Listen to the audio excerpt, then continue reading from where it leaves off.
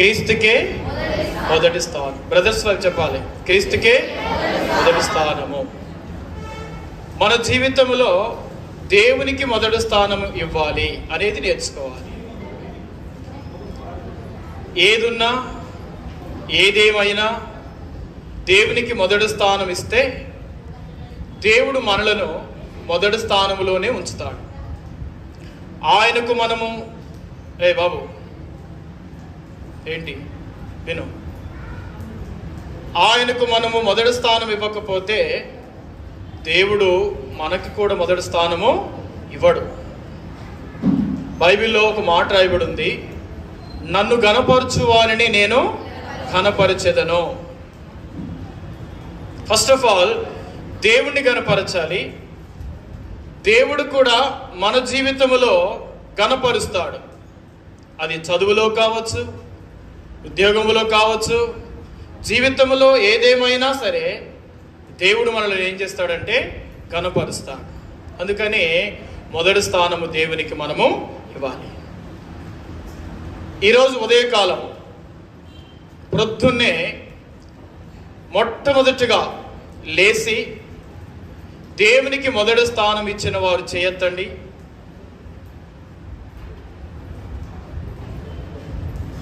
Very good. మొదటి స్థానం అంటే ఏంటి? దేవునికి ప్రొద్దుని మొదటి స్థానం అంటే ఏంటి?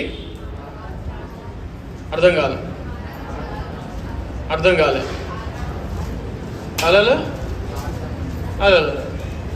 ఏం చెప్తున్నారో ఏం అర్థం కావట్లే. ప్రార్థించటము, ఆరాధించటము, బైబిల్ చదవడము. ఓకే, దేవునికి కాకుండా ఇతరులకు మొదటి స్థానం ఎవరిచ్చినారో చేతులు ఎత్తండి. ఎత్తాల్సిన అవసరం లే, మిగతా వాళ్ళంతా ఆ మొదటి స్థానం ఇచ్చినట్లే.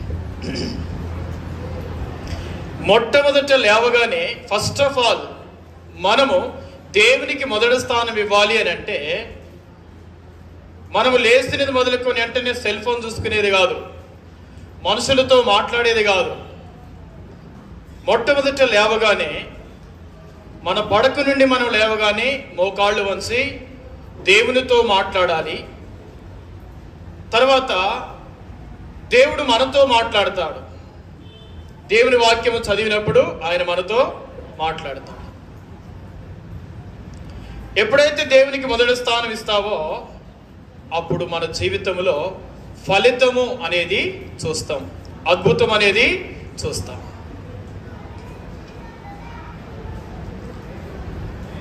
మనకి ఇవ్వబడినటువంటి పాఠముల నుండి కొన్ని మాటలు చూసుకొని దేవునికి మొదటి స్థానము వారు ఎలాగిచ్చినారో ఏంటనేది మనము గ్రహిస్తాం. చూడండి, లూకాసు వార్త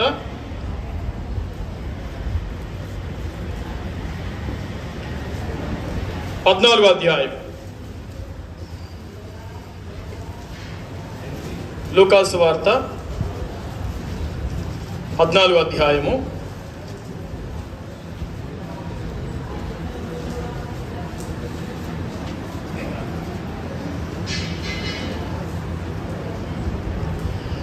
1 నుండి 11 వచనాల వరకు ఎవరైనా చదవండి ఒకరు బిగ్గరగా. విశ్రాంతి దినమున ఆయన భోజనము చేయుటకు పరిసయ్యుల అధికారులలో ఒకని ఇంటిలోనికి వెళ్ళినప్పుడు ఆయన ఏమి చేయను అని వారు ఆయనను కనిపెట్టుచుండిరి. అప్పుడు జలోదర రోగము గల ఒకడు ఆయన ఎదుట ఉండెను.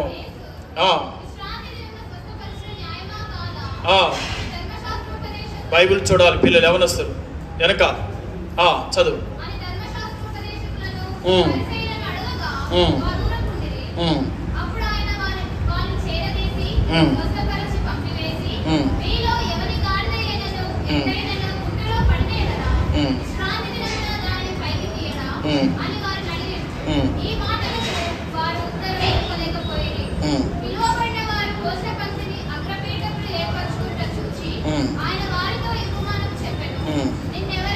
నిన్నెవరైనా పెండ్ల విందుకు పిలిచినప్పుడు అగ్రపీఠం మీద కూర్చుండవద్దు. ఒకవేళ ఆ. నిన్నును అతనిని పిలిచినవాడు వచ్చి, ఉమ్. ఇతనికి చోటిమ్మని నీతో చెప్పు. ఉమ్. అప్పుడు నీవు సిగ్గుపడి ఉమ్. కడపటి చోటున కూర్చుండసాగు. ఉమ్. అయితే నీవు పిలువబడినప్పుడు ఉమ్. నిన్ను పిలిచినవాడు వచ్చి, ఉమ్. స్నేహితుడా, ఉమ్. పై చోటికి పొమ్మని నీతో చెప్పులాగున ఉమ్. నీవు పోయి కడపటి చోటున కూర్చుండు. ఉమ్. అప్పుడు నీతో కూడా కూర్చుండు వారందరి ఎదుట ఉమ్. నీకు ఘనత కలుగును. ఉమ్. తన్ను తాను హెచ్చించుకునేవాడు ప్రతివాడును ఉమ్. తగ్గింపబడును. ఉమ్. తన్ను తాను తగ్గించుకునేవాడు హెచ్చింపబడును. చాలు. ఇక్కడ మాట చూస్తున్నాం. ఈ మాట మనందరికీ తెలుసు, ప్రతి ఒక్కరు మాట్లాడుకుంటాం కదా. ఏమని? తన్ను తాను తగ్గించుకున్నవాడు హెచ్చింపబడును. మనమేమో మన జీవితంలో ఎక్కడైనా తగ్గించబడాలి. ఆయనేమో మన జీవితంలో ఎట్లుండాలంట? మొదటివాడిగా ఉండాలి. అన్నిటిలో కూడా, ఒక్కటి అని కాదు, అన్నింటిలో కూడా దేవుడు మనకి ఏమై ఉండాలట? మొదటివాడై ఉండాలి. ఇక్కడ ఒక వ్యక్తిని చూస్తూ ఉన్నాము. ఒక మనుషునికి ఒక రోగం వచ్చిందంట. ఆ రోగం పేరు ఏంటంటే బైబిల్ భాషలో జలోదర రోగము అని రాయబడింది. ఏ రోగం అది? జలోదర రోగం. మన జీవితంలో కూడా రకరకాల రోగములు ఉన్నాయి. ఒక్కొక్కరికి ఒక్కొక్క రకమైన రోగం, శరీర తత్వాన్ని బట్టి. కానీ ఒక్క రోగం మాత్రము అందరికీ ఉండింది. ఆ రోగం పేరు చెప్తారా? గట్టిగా చెప్పాలి. ఏ రోగమట? పాప రోగము. ఈ జలోదర రోగము మన జీవితంలో పాపమునకు సూచనగా ఉన్నది. జలోదర అంటే ఫ్యాటీ లివర్, లేదంటే మన ఆ యొక్క కడుపులో నీరు చేరుట అనే దానికి గుర్తుగా ఉండింది. ఈ రోగం కలిగినటువంటి మనుషుణ్ణి స్వస్థపరచడానికి యేసుక్రీస్తు వారు ఒక స్థలములో ఒక మనుషుడంట భోజనానికి పిలిచినారంట. అక్కడ ఈ జలోదర రోగము కలిగినటువంటి వ్యక్తిని స్వస్థపరచడానికి దేవుడు ఇష్టపడ్డాడు. ఈ జలోదర రోగం కలిగినటువంటి వ్యక్తిని స్వస్థపరిచినప్పుడు అక్కడున్న శాస్త్రులు, పరిసయ్యులు తప్పుపడుతున్నారు. ఏమని తప్పుపడుతున్నారు అని అంటే, విశ్రాంతి దినమున ఈ మనుషుణ్ణి ఎలాగు బాగు చేస్తాడు అనే ప్రశ్న వారిలో ఉన్నది. అప్పుడు యేసుక్రీస్తు వారు ఒక మాట చెప్పినారు. వాళ్ళు అడిగినారు ఏమనంటే, మీలో ఎవరికైనా ఒక ఎద్దు కానీ, ఒక గాడిద కానీ, లేదా నీ కుమారుడు కానీ, నీ కుమార్తె కానీ ఎవడైనా ఉన్నారనుకుందాం. వాడు గుంటలో పడినాడు అనుకోండి, వాడిని బయటికి తీయకుండా లాక్కుండా అలాగనే ఉంచుతామా? చెప్పండి, మీరు ఉంచుతామా? అనకపోతే నోరు లేదా? ఉంచుతామా లేదా? గుంటలో పడిన వాడిని ఏం చేస్తాము? పైకి లాగుతాం కదా.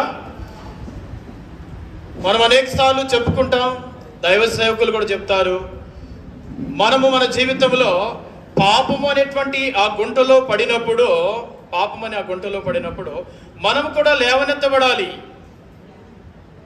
మనం ఆ గుంటలో నుండి లేవనెత్తబడడానికి, ఆ గుంటలో నుండి పైకి తీయడానికి మన కొరకు ప్రభువైన యేసుక్రీస్తు వారు ఈ లోకమునకు వచ్చినాడంట. ఆయన ఈ లోకములోనికి వచ్చిన కారణం ఏంటి అని అంటే, మనము పాపం అనే గుంటలో పడి ఉన్నాము. ఆ గుంటలో నుండి పైకి లేవనెత్తడానికి ఈ లోకములో ఏ మనుషుడు కూడా లేవనెత్తలేడు. ఎందుకంటే పాపములను క్షమించే అధికారము యేసుక్రీస్తు వారికి మాత్రమే ఉన్నది. ఎందుకు ఆయనకు ఉన్నది అని అంటే, ఆయన ఏ పాపము లేనటువంటి వాడు. ఆయనలో పాపం ఉన్నది అని చెప్పి ఎవడు కూడా రుజువుపరచలేకపోయినారంట. మన పాపములు క్షమించాలి అంటే, లేదా ఆ గుంటలో నుండి మనలను తీయాలి అని అంటే పాపము లేని వాడై ఉండాలి. అది ఎవరయ్యా? మనుషులలో చూసుకుంటే ఎవరు లేరు. పశువులలో చూసుకుంటే గొర్రెల్లో, మేకల్లో, ఎడ్లలో, దేనిలో కూడా లేదు.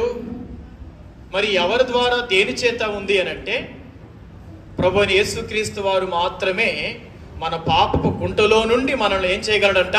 పైకి లాగగలడంట. వారు చెప్తా వచ్చినారు. ఆ మాట యేసుక్రీస్తు వారితో చెప్పగానే వారందరూ ఊరుకున్నారంట, ఏం మాట్లాడలేకపోయినారు. నిజమే కదా, వాస్తవమే కదా, వాస్తవమే కదా. ఇక్కడ మనం చదువుకున్నటువంటి అధ్యాయంలో కొన్ని విందులను చూస్తాం, ఒక 3 విందులను చూస్తాం. చూడండి, అందులో మొట్టమొదటి విందు 7వ వచనం. 7 చదవండి. ఒకరు బ్రదర్స్ వైపు ఒకరు చదువుతారా? గట్టిగా చదవండి. లూకా సువార్త 14:7. మోపిల్లలు ఎవరైనా చదవండి. ఎవరు లేరా?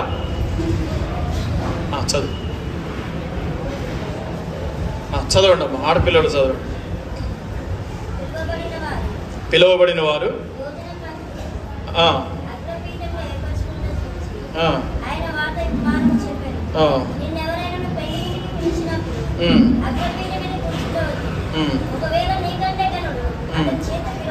చాలు. ఒకవేళ ఎవరైనా మిమ్మల్ని ఎందుకు పిలుస్తున్నారనుకోండి, అక్కడంట మనం ఏం కోరుకోవద్దంట? అగ్రపీఠములను కోరుకొనవద్దు. ఒకవేళ నిన్ను పిలిచినటువంటి వాడు అక్కడికి వచ్చి వేరొకరిని పిలిచినటువంటి ఆ మనుషుని ఎదుట నువ్వు ముందుగానే వెళ్ళి అగ్రపీఠమును కోరుకున్నావంటే అతడు వచ్చి ఏం చేస్తాడంటే నిన్ను లేపుతాడు, అతన్నేమో కూర్చుండబెడతాడు. లేదా నిన్ను దిగిపోమంటాడు, అతన్నేమో అక్కడికి వెళ్ళి కూర్చో అంటాడు. అక్కడ మనము ఏమైపోతామండి? ఇన్సల్ట్ అయిపోతాం కదా. ఆ యొక్క మొదటి స్థితిని మనము కోరుకోవద్దు. మనకు మొదటి స్థితిని ఎవరివ్వాలి అని అంటే, మొదటి స్థానం ఎవరివ్వాలి అని అంటే మనకి ఎవరివ్వాలంట? చెప్పండి, ఎవరివ్వాలి? గట్టిగా చెప్పండి. యేసుక్రీస్తు వారు ఇవ్వాలి. ఆయన మనకు మొదటి స్థానం ఇవ్వాలంటే ఫస్ట్ ఆఫ్ ఆల్ మనం ఏం చేయాలి? మనం ఎవరికి ఇవ్వాలి? ఆయనకు మొదటి స్థానం ఇవ్వాలి. ఎప్పుడైతే మనము దేవునికి మొదటి స్థానం ఇస్తామో అలాంటి స్థితిలో, అలాంటి పరిస్థితులలో మన జీవితములలో దేవుడు మనలను ఘనపరుస్తాడు, ఆ స్థితిలో ఉంచుతాడు. అందుకనే మనం ఈ VBSలో నేర్చుకోవాల్సింది ఏంటంటే మనము ముందుగా దేవునికి మొదటి స్థానము ఇవ్వాలి. రెండవది, ఆ యొక్క విందు దేనికి సూచనగా ఉందో తెలుసా? ఆ విందు పరలోక రాజ్యమునకు సూచనగా ఉందంట. ఈ పరలోక రాజ్యమునకు సూచనగా ఉన్నటువంటి ఆ విందులో ప్రవేశించాలి అని అంటే ఈ భూలోకములో ఉన్నప్పుడు మనము దేవునికి మొదటి స్థానం ఇస్తే, లేదా ఆయన మన కొరకు సిలువలో మరణించినాడని నమ్మి విశ్వసించి ఆయన రక్తము చేత కడగబడిన వారముగా మనం ఉన్నట్లయితే ఆ పెండ్లి విందులో మనకు దేవుడు ఏ స్థానం ఇస్తాడంట? మొదటి స్థానం ఇస్తాడు. నీ పేరును అక్కడ జీవ గ్రంథంలో రాస్తాడు. ఈ భూమి మీద ఎంతకాలం బ్రతుకుతాం? మనము ఎంతకాలం ఉంటాం చెప్పండి? స్థిరంగా ఉంటామా? ఈ భూమి మీద మనం ఎవరు స్థిరులము కాదు. ఏదో ఒక దినమున, ఏదో ఒక పరిస్థితులలో ఈ లోకమును విడిచిపెట్టి వెళ్ళవలసిందే. మనం అక్కడికి వెళ్ళిన తర్వాత దేవుడంట ఒక గ్రంథం నింపుతాడంట. చూడండి, ప్రాణ గ్రంథంలో ఒక మాట చూస్తాం. ప్రకటన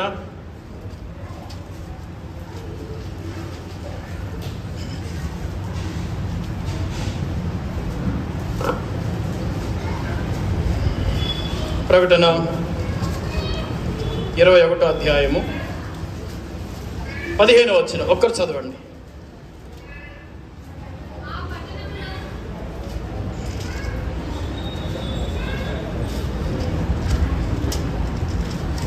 చదవండి.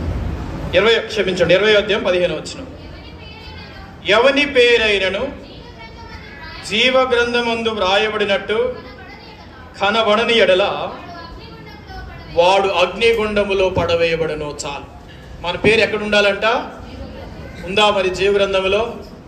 ఎవని పేరైనను జీవ గ్రంథములో వ్రాయబడినట్టు కనబడని ఎడల వాడు అగ్నిగంధములో పడవేయబడును, అగ్నిగుండములో పడవేయబడును అని రాయబడు. ఇక్కడ మొదటి స్థానం ఇస్తే దేవుడు అక్కడ స్థానం ఇస్తాడు మనకు.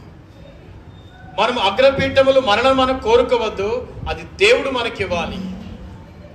ఇక్కడ అగ్రస్థానములైనా మొదటి స్థానమైనా మనం ఒకవేళ కోరుకున్న ఈ లోక సంబంధమైనదే. మనకి మొదటి స్థానము కావాలి, అగ్రపీఠము కావాలి అని అంటే అది మనకి ఎక్కడంట?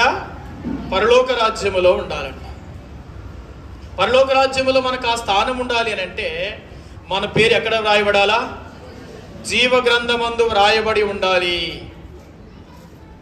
మధ్యాహ్న కాల సమయంలో ఒక్కసారి మనము పరీక్షించుకోవాలి, మన పేరు జీవ గ్రంథమందు వ్రాయబడి ఉన్నదా లేదా అనేది పరీక్షించుకోవాలి. మన పేరు జీవ గ్రంథమందు ఎప్పుడైనా పరీక్షించుకున్నారా? నా పేరు జీవ గ్రంథంలో వ్రాయబడి ఉన్నదో లేదో అని. బ్రదర్స్, ఎప్పుడైనా పరీక్షించుకున్నారా? ఎప్పుడైనా అనుకున్నారా అసలు జీవ గ్రంథం ఉంటుంది, ఆ జీవ గ్రంథంలో నా పేరు ఉండాలి, ఆ జీవ గ్రంథంలో నేను కూడా లెక్కించబడాలి, ఆ జీవ గ్రంథంలో నాకు కూడా మొదటి స్థానం ఉండాలి అని ఎప్పుడైనా అనుకున్నావా?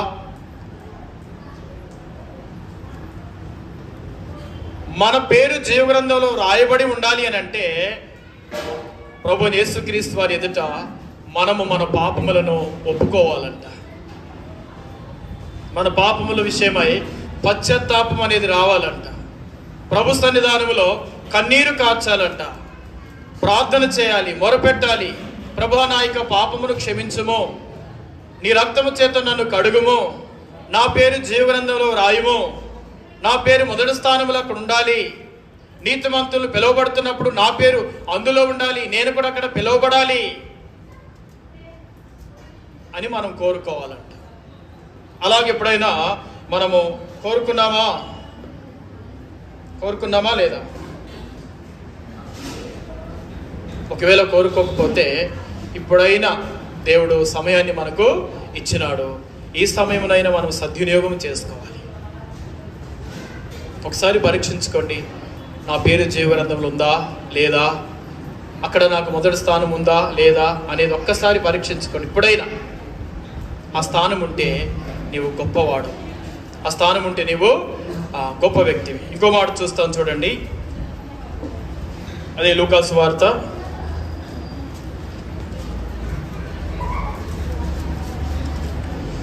14వ అధ్యాయం 12వ వచనం చూడండి. మరియు ఆయన తన్ను పిలిచిన వారితో ఇట్లైనను, నీవు పగటి విందైనను రాత్రి విందైనను చేయనప్పుడు నీ స్నేహితులైనను నీ సహోదరునైనను నీ బంధువునైనను ధనవంతులకు నీ పొరుగువారినైనను పిలువవద్దు, వారు ఒకవేళ నిన్ను మరలా పిలుతురు కనుక నీకు ప్రత్యుపకారము కలుగును. అయితే నీ విందు చేయనప్పుడు పేదలను, అంగహీనులను, కుంటివాడును, గుడ్డివారును పిలువము. నీకు ప్రత్యుపకారము చేయటకు వారికి ఏమీ లేదు గనుక నీవు ధనవంతుడు వగదువు. నీతిమంతుల పునరుత్థానమందు నీవు ప్రత్యుపకారము పొందుదు అని చెప్పాను.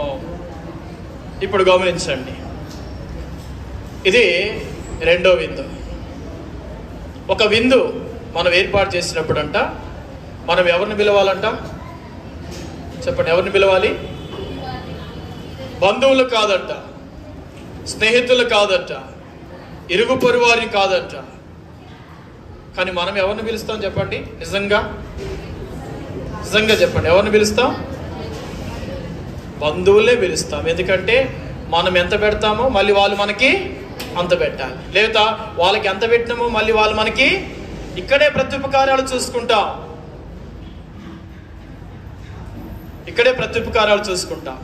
కానీ మనము చూసుకోవాల్సింది మనకు రావాల్సినటువంటి ఆ ఘనత కానీ, మనకు రావాల్సినటువంటి ప్రత్యుపకారము కానీ మనకు ఎక్కడ చెందాలంట? పరలోక రాజ్యములో చెందాలంట. మన మనసు దేవుని రాజ్యం మీద ఉండాలంట, పరలోక రాజ్యం మీద ఉండాలంట. ఈ లోక సంబంధమైన వాటి యందు ఉండకూడదంట. ఎవరు పిల్లలు? ఏ బాబు లోకేష్ వినండి, ఈ లోకంలో బంధువులను, స్నేహితులను పిలిస్తే వారు మరలా మనం ఎంత పెట్టామో వాళ్ళంత పెడతారు. ఎవరిని పిలవాలంటే మనము మరలా తిరిగి మనకి ఎవరైతే పెట్టలేకుండా ఉంటారో అటువంటి వారిని పిలిచి పెట్టాలంట. ఎవరు పెట్టలేకుండా ఉంటారు చెప్పండి? బీదలు, అంగహీనులు, కుంటివారు, గుడ్డివారు కదా, వీళ్ళైతే తిరిగి మనకు పెట్టలేరు. మరి వాళ్ళకు పెట్టినందుకు మనకేంటి ప్రతిఫలం చెప్పండి? వాళ్ళకు పెట్టినందుకు మనకేంటి ప్రతిఫలం? మనం ఎప్పుడైనా మనం పెట్టినప్పుడు అబ్బా చాలా చక్కగా, అబ్బా చాలా బాగుంది అంటే చాలు, మనకి మన ఇంట్లో ఇంకేమైనా ఉన్నా కూడా తీసుకొచ్చి ఏం చేస్తాం? పెట్టి పంపిస్తాం. మనం ఎప్పుడైనా పొగడబడాలంతే. మనం మొదటి స్థానం కోరుకుంటాం ఎప్పుడైనా ఈ భూమి మీద. బాగుంది అని అంటే సంతోషం.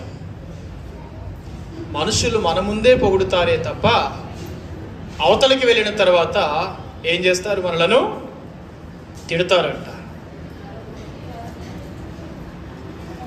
మనం ఒక విందు చేసినప్పుడు బీదలను పిలిచి వారికి ఆహారం పెట్టాలంట.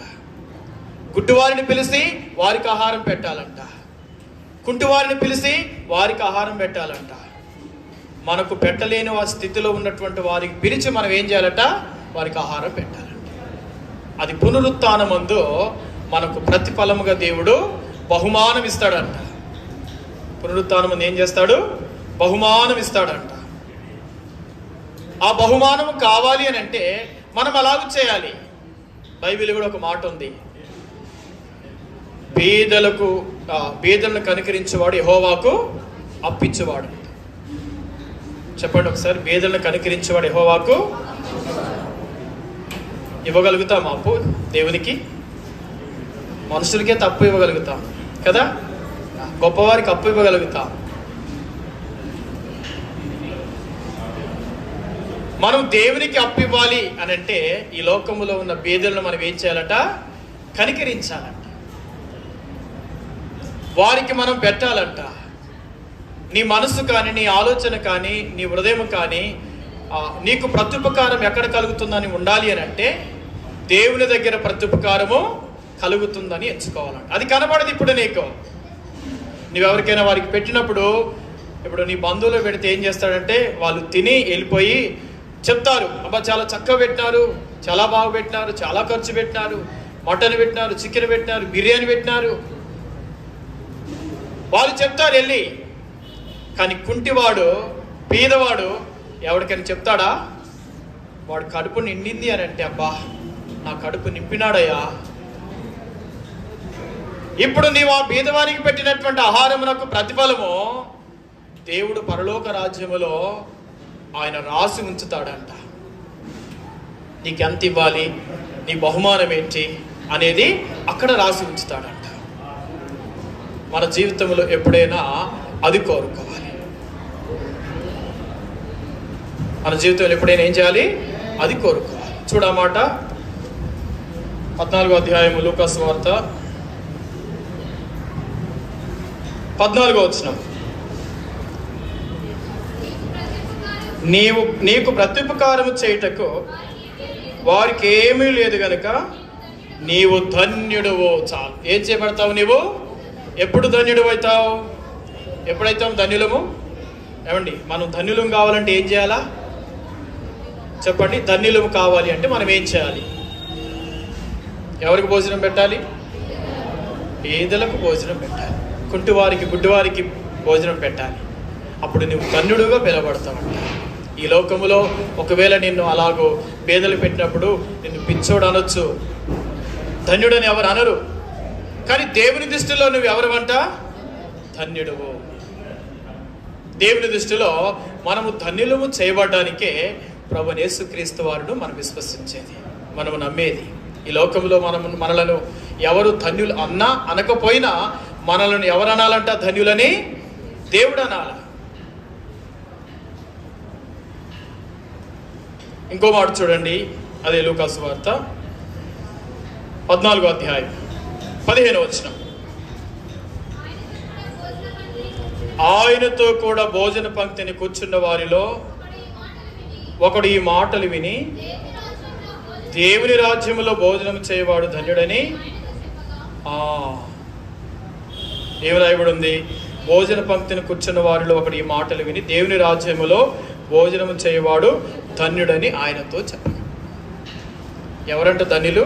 దేవుని రాజ్యములో ఎవరు చేస్తారు దేవుని రాజ్యములో భోజనం? చెప్పండి. బీదలు చేస్తారా? దేవుని రాజ్యంలో ఎవరు చేస్తారు? బీదలకు సహాయం చేసిన వాడు, బీదలకు, దేవుని వాక్యంలో ఒక మాట, బీదలకు సువార్త ప్రకటించుటకు నేను వచ్చి తినే అని కూడా అన్నాడు. బీదలకు సహాయం చేయవాడు ఇక్కడ ధన్యుడిగా చేయబడతాడు. అంతేకాదు దేవుని రాజ్యములో కూడా మనము ఎలాగుంటామంట? ధన్యులముగానే చేయబడతాం.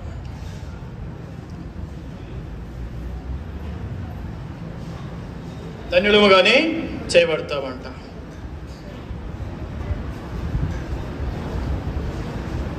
చూడండి, ఈ లోక సంబంధమైనటువంటి భోజనం చూస్తే మనకెంత రుచికరంగా ఆశగా కదా, ఆశగా ఉంటుంది. ఇది చూస్తుంటే మీకు ఏమైనా జ్ఞాపకం వస్తుందా? బైబిల్ ఎవరైనా జ్ఞాపకం వస్తున్నారా అమ్మా? చెప్పు. ధనవంతుడు, లాజరు, ఇంకా మీకెవరు గుర్తొస్తున్నారు? ఈ రుచికరమైన భోజనం, ఇది ఎవరి భోజనం? ఈ భోజనం ఈ లోక సంబంధంలో ఎవరు చేస్తారు చెప్పండి? రాజులు చేస్తారు. ఇంకెవరైనా జ్ఞాపకం వస్తున్నారా? ఇది చూస్తూ ఉంటే మీకు అనుకున్న వాళ్ళు, మీలాంటి యవనస్తులు ఒక ముగ్గురు ఉన్నారు. షద్రక్, మేషక్, అబేద్నెగో కదా. Okay, right. వాళ్ళు ఒకటే నిరీక్షణ కలిగి ఉన్నారు. ఈ లోకంలో తిన్నా తినకపోయినా, బ్రతికినా బ్రతకకపోయినా, చనిపోయినా పర్వాలేదు, కానీ మా దేవుని రాజ్యంలో మా దేవునితో కలిసి మేము భోజనం చేయగలుగుతాం, దీనికంటే అధికమైనటువంటిది. కానీ ఈ లోకంలో ఉండేటువంటి భోజనం అంతా కూడా వ్యర్థమైనదేనంట. వ్యర్థమైనదని చెప్పి మనం భోజనం చేయకుండా ఉంటామా అని కాదు. మన శరీరానికి భోజనం అవసరమే, కానీ మొదటి స్థానం ఎవరికి ఇవ్వాలి? భోజనానికి ఇవ్వాలా, దేవునికి ఇవ్వాలా? అది కోరుకోవాలి. చాలామంది భోజనం చేసేటప్పుడు మీ ఆహారమును ప్రార్థన చేయకుండా ఏం చేస్తారు? మీరు మింగుతారంట. ప్రార్థన చేయకుండా తింటారా? మీరు ఎవరు? అందరూ ప్రార్థన చేసుకుంటారా? ఖచ్చితంగా. భోజనం చేసినప్పుడు ఏం చేయాలా? ఎందుకు ప్రార్థన చేయాలి? ఆ భోజనమే మనకు దేవుడిగా ఉండొద్దు. మన కడుపే మనకు దేవుడు అని బైబిల్లో రాయబడింది. మన కడుపు మనకు దేవుడిగా ఉండొద్దు. మనం మొదటి స్థానం ఇవ్వాల్సింది భోజనానికి కాదు. మొదటి స్థానం ఇవ్వాల్సింది ఎవరికంట? దేవునికి. మొదటి స్థానం ఇవ్వాల్సింది విందులకు కాదు. మొదటి స్థానం ఇవ్వాల్సింది ఎవరికంట? దేవునికి. ఎప్పుడైతే మన జీవితంలో అలాగూ మొదటి స్థానమును ఇస్తామో అప్పుడు దేవుడు మన జీవితంలో మొదటి స్థానమును కలగజేస్తాడంట. మొదటి స్థానమును కలగజేస్తాడు. చూడండి, ఇంకో మాట చూస్తాం. అదే లూకాసు వార్త 14వ అధ్యాయం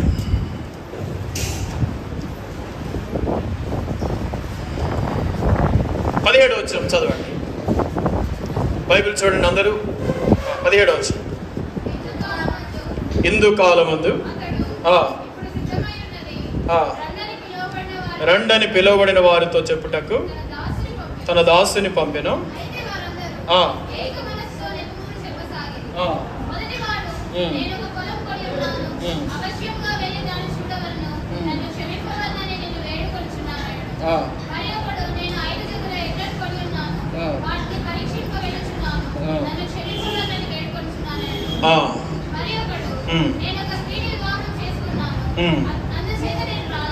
చాలు. ఇక్కడ ముగ్గురు చూస్తున్నా, 3 నెపములు చెప్తున్నారు.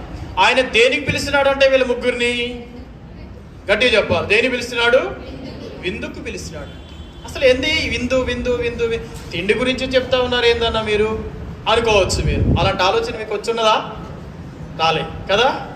మనదంతా ఎక్కడ? ఇక్కడే, భూమి మీదనే. ఈ విందు విందు విందు విందు విందు అని ఎందుకు చెప్తున్నారు అన్నారంటే, బైబిల్లో ఏం రాయబడి ఉందంటే, విందు పరలోక రాజ్యమునకు గుర్తుగా ఉందంట. ఈ పెండ్లి విందు దేనికి గుర్తుగా ఉందంట? పరలోక రాజ్యమునకు గుర్తుగా ఉందంట. ఒక ముగ్గురు మనుషుల్ని ఆయన అనేకులు పిలిచినాడు. అందులో ఒక ముగ్గురు మాత్రము ఏం చెప్తున్నారంట? నెపములు చెప్తున్నారంట. నెపములు అంటే ఏంటి? సాకులు చెప్తున్నారంట. ఎవడైనా భోజనాలు వెళ్తే సాకులు చెప్తారండి? చెప్తారా? తిన్నాకైనా ఏం చేస్తాం? మళ్ళీ ఒక 10 నిమిషాలు అయిన తర్వాత మళ్ళీ తింటాం, కానీ రానని మాత్రము చెప్తామా? చెప్పం.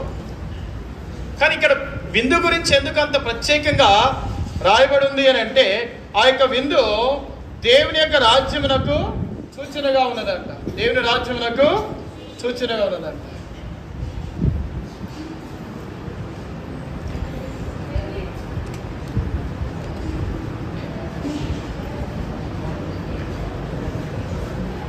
ఒకడేమో దేనికి వెళ్తున్నానని నెపం చెప్పినాడంట.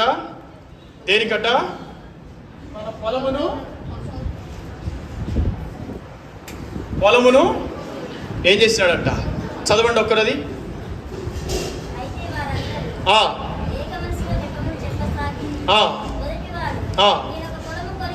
చాలు. మొదటివాడు ఏం కొన్నాడంట?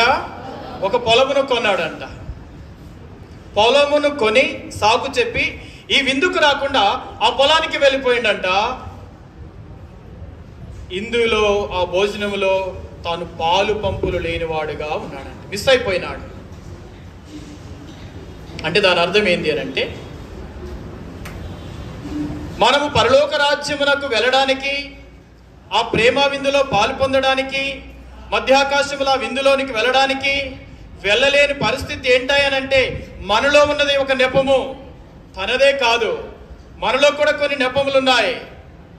దేవునింటికి రమ్మంటే నెపం చెప్తాం, ప్రార్థన చేయమంటే నెపం చెప్తాం, బైబిల్ చదవమంటే నెపం చెప్తాం, పరిచర్య చేయమంటే నెపం చెప్తాం. ఏది చేయమన్నా దేవుని మందిరంలో నెపములు చెప్పసాగుతాము. అటువంటి వానికి దేవుని రాజ్యములో మొదటి స్థానము లేదంట. నీవు మొదటి స్థానము దేవుని రాజ్యములో పొందాలి అని అంటే నీలో ఉన్న నెపమును తీసివేసుకోవాలి. ఏ నెపము ఉందో ఆ నెపము అది నీకు తెలుసు. దేవునికి నీకు మధ్య ఆ ఆటంకము కలిగిన నెపము ఏది ఉన్నది అనేది నీ మనసుకు తెలుసు. అది ఏ నెపము ఉన్నదో నువ్వే పరీక్షించుకో. ఆ యొక్క పెండ్లి విందుకు వెళ్లకుండా లేదా పరలోక రాజ్యానికి వెళ్ళడానికి ఆటంకముగా ఏదున్నదో నీ హృదయంలో. బహుశా నాకు తెలియకపోవచ్చు, దేవునికి తెలుసు, అది నీకు కూడా తెలుసు. ఒకవేళ నాకు అబద్ధం చెప్పినా, నిన్ను నీవు అబద్ధంగా చెప్పుకున్నా సరే, నీ మనస్సాక్షి మాత్రం ఏం చెప్పుకోలేవు? అబద్ధం చెప్తావా? నీ మనస్సాక్షి ఒప్పుకుంటుందా? ఒప్పుకోదు. నీలో ఒక నెపం ఉన్నది. దేవుని దగ్గర రావడానికి గల కారణము, రాకపోవడానికి గల కారణం ఒక నెపం ఉన్నది. నువ్వు ఇంతవరకు పాపక్షమాపణ పొందలేదు అని అంటే ఒక నెపం ఉన్నది. ఇంతవరకు నువ్వు మారు మనసు పొందలేదు అని అంటే ఒక నెపం ఉన్నది. ఇంతవరకు పశ్చాత్తాపడలేదంటే ఒక నెపం ఉన్నది. ఇంతవరకు బాప్తిసం కూడా నీవు సాక్ష్యం ఇవ్వలేదంటే ఒక నెపం ఉన్నది. నీలో ఏ నెపము ఆటంకంగా ఉన్నదో, రక్షణ పొందడానికి, మారు మనసు పొందడానికి, పాపక్షమాపణ పొందడానికి, బాప్తిసంలో సాక్ష్యం ఇవ్వడానికి, దేవుని కొరకు సాక్షిగా జీవించడానికి నీలో ఉన్న నెపమేంటో అది నీకు తెలుసు. ఇప్పుడు నీ మనస్సాక్షికి కూడా తెలుసు. ఆ నెపములు చెప్పినంత వరకు నీవు ఆ యొక్క ప్రేమ విందులో లేదా ఆ పరలోక విందులో పాలు పొందలేవు. రెండో వాడు ఏం చెప్పాడంట? చదవండి.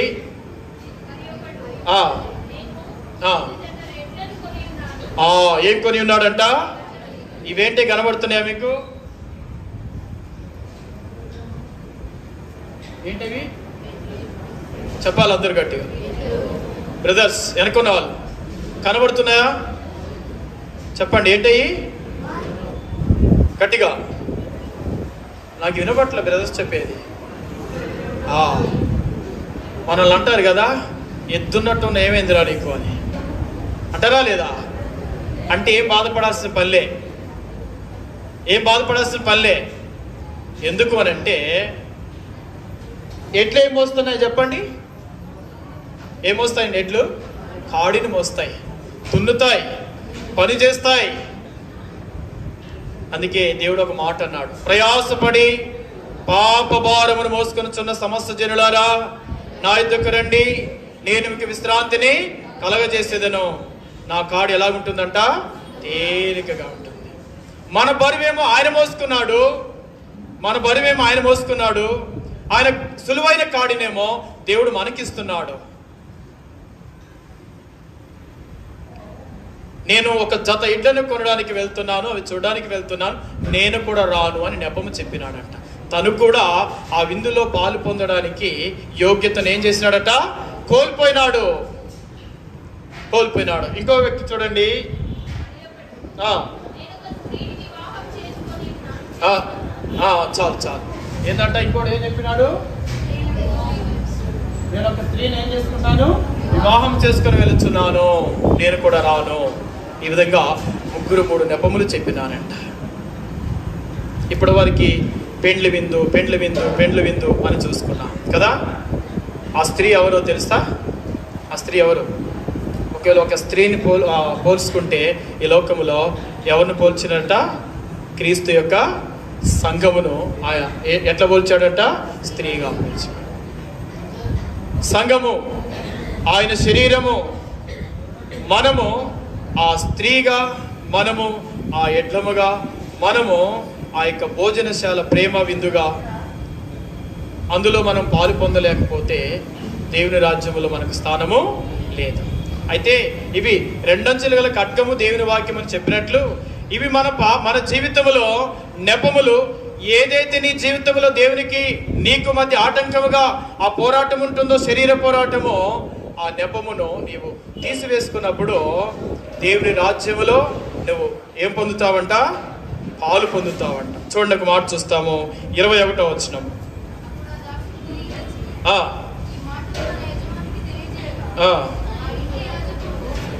ఒక్క నిమిషం ఆగమ్మ, నువ్వు బాబు చదువునా.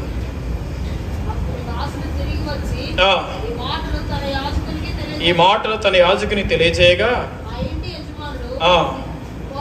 కోపపడి నువ్వు త్వరగా పట్టణపు వీధుల్లోనికి, సందులోనికి వెళ్ళి బీదలను, అంగహీనులను, కుంటివారిని, గుడ్డివారిని ఇక్కడికి తోడుకుని రమ్మని ఆ దాసునితో చెప్పాను.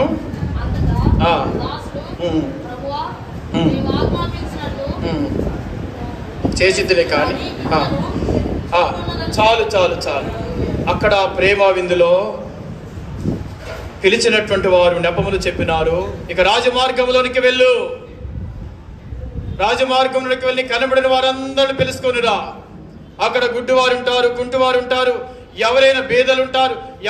బాబు ఏమయ్యా వాక్యమైనా సెల్ ఫోన్ నేను చూసుకుంటాను, పొద్దున్న చూసుకొని రాలే అర్థం. విను, ఎవరైనా ఉంటారు కానీ వారందరిని వేచాయి పిలుచుకొనిరా. లాస్ట్లో ఏముందంట? ఇంకా అక్కడ ఏముందంట? చోటున్నది. పెళ్లిశాల ఇంకా నిండలే, ఆ పెళ్లిశాల ఇంకా చోటున్నది, స్థలం ఉన్నది. అందులోనికి రావాల్సిన వారు కూడా ఉన్నారు, వారి కొరకై దేవుడు ఎదురు చూస్తున్నాడు. ఆ స్థలము నీ కొరకే, ఆ చోటు నీ కొరకే వేచి ఉన్నది, నీ కొరకే దేవుడు ప్రయత్నిస్తున్నాడు. పేదలు, గుడ్డివారు, కుంటివారు ఇంకా ఉన్నారు అని అంటే వాళ్ళు ఎదురు చూస్తున్నది నీ కొరకే. ఆ స్థలం నీ కొరకే సిద్ధపరచబడి ఉన్నది. ఈ యొక్క సాయంకాల సమయంలో ఆ స్థలమును నీవు ఫిలప్ చేసుకోకపోతే అది వేరొకరు పోతుంది. నెక్స్ట్ నీకుండే స్థలం ఏంటంట? అగ్ని ఆరని పురుగు చావని స్థలము, గప్పున మండుచున్నటువంటి నిత్య నరకాగ్ని. అక్కడ మనల్ని తప్పించేవాడు, రక్షించేవాడు, పిలిచేవాడు ఎవడు ఉండడిగా. ఒకవేళ నువ్వు రావాలనుకున్నా సరే నిన్ను తీసుకోవడానికి ఎవడు రాడు. మనం ఎరుగుదము, ఒక ధనవంతుడు చనిపోయి, బహుదినం సుఖపడి చనిపోయి, తిని త్రాగి చనిపోయి ఆయన ఏం చేశాడో తెలుసా? నిత్య నరకాగ్నిలోనికి వెళ్ళాడంట. వేదన పడుతున్న కేకలేస్తున్నాడంట, తండ్రి అబ్రహామా నా మీద కనికరపడు, జారిపడు, ఒక్కసారి బ్రతిమలాడుతున్నాడంట. బ్రతిమలాడినప్పుడు ఆయనకు అవకాశం ఉందా? అవకాశం లేదు. మన సమయం ఉండగానే, మన జీవితంలో మన సమయం ఉండగానే రక్షణ, మారు మనసు పొందు, పాప క్షమాపణ పొందు, దేవుని దగ్గర నీ పాపములు ఒప్పుకో, విడిచిపెట్టు. ఆ యొక్క స్థలములో నీకు చోటు ఉంటుంది. ఆ మిగిలిన స్థలము నీదే అని నువ్వు ఎందుకు అనుకోకూడదు? అందరు నిండిపోయినారు, రక్షణ లేక, మారు మనసు లేక ఇంకా నీవు ఉంటున్నావు. నెపములు నీ జీవితంలో, నువ్వు చేస్తున్న ఒక పాపము ఒక నెపమే. అది ఎంతకాలం ఉంటుంది నీ జీవితంలో? ఇంకెంతకాలం ఉంచుతావు? ఎంతకాలం పాపములోనే ఉంటావు? ఆ విందులో నీవు కూడా పాలు పొందాలి అంటే ఒకదేని విందు జరుగుతుంది, అక్కడ నుండి దేవుడు దిగి వస్తాడంట. ఇక్కడ నుండి సంఘం ఏం చేయబడుతుందట? ఎత్తబడుతుందంట. మధ్యాకాశములో ఏం జరుగుతుందట? ఒక విందు జరుగుతుందంట. ఆ విందులో నువ్వు లేకపోతే నీ పరిస్థితి ఏంటి? నీ పరిస్థితి ఏంటి? ఆ ఖాళీ స్థలము, ఇంకా చోటు ఉన్నటువంటి స్థలము, అది నీ కొరకే, నీ కొరకే ఉన్నది. ఆ స్థలము నీ కొరకే నీ దేవుడు ఈ యొక్క సాయంకాల సమయంలో తెలియపరుస్తున్నాడు. ఒక్కసారి నువ్వు పరీక్షించుకో, ఒకసారి పరీక్షించుకో. ఇంకెంతకాలము నీ జీవితంలో నువ్వు అలాగుంటావు? లోకమును, పాపమును ఎంతకాలము ప్రేమిస్తావు? ఎంతకాలము నెపములు చెప్తావు? అది సమయం లేదు. ఇదే మిక్కిలి అనుకూలమైన సమయం. యవన బిడ్డ, స్నేహితుడా, సహోదరి, సహోదరుడా, నేడే నీ పాపమును ఒప్పుకో. యేసుక్రీస్తు వారి ఎదుట ఆయన నీ పాపమును ఏం చేస్తాడట? క్షమిస్తాడు. నేడే నీ పాపములు ఒప్పుకో, నీ పాపడగులు తుడచుకో. నేడే నీ పాపములు ఒప్పుకో, నీ పాప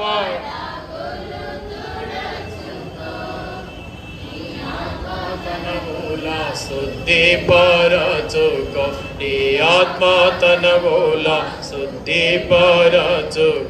క్రీస్తు యేసు రక్తములో, క్రీస్తు యేసు రక్తములో, యేసు చావందే సిలువపై నీ కొరకే, నా కొరకే ఎంత గొప్ప శ్రమను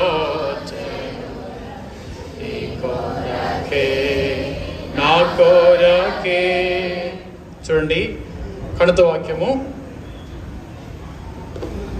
తీతు రాసిన పత్రిక 2వ అధ్యాయం. తీతు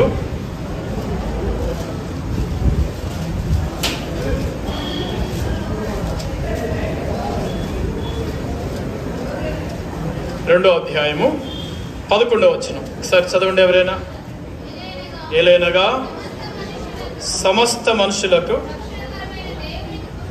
రక్షణకరమైన దేవుని కృప ప్రత్యక్షమై. చాలు. ఏ కృప ప్రత్యక్షమైందంట మనకు? గట్టిగా చెప్పాలా? ఏ కృప?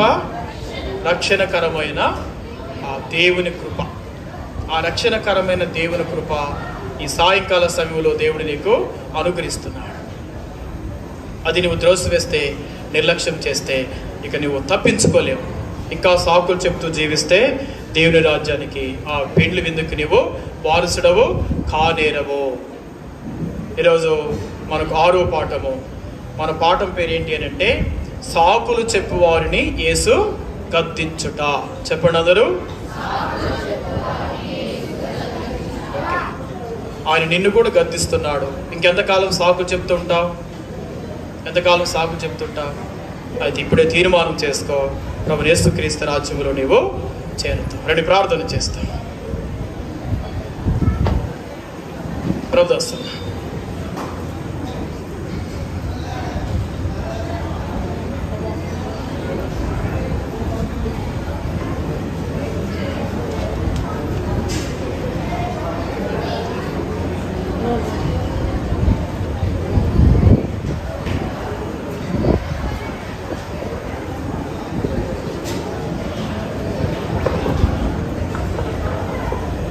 ప్రార్థన. మోకరించండి, కళ్ళు మూసుకోరండి.